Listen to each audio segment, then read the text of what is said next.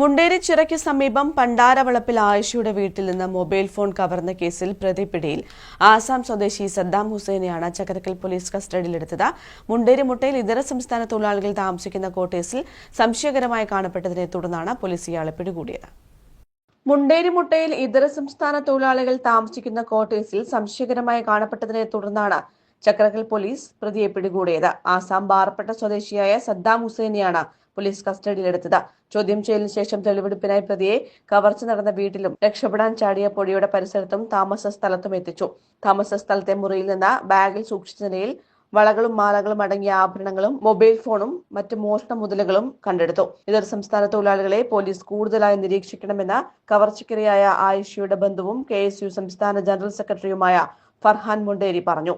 നാട്ടിൽ നിരവധി അന്യ സംസ്ഥാന തൊഴിലാളികൾ താമസിക്കുകയാണ്.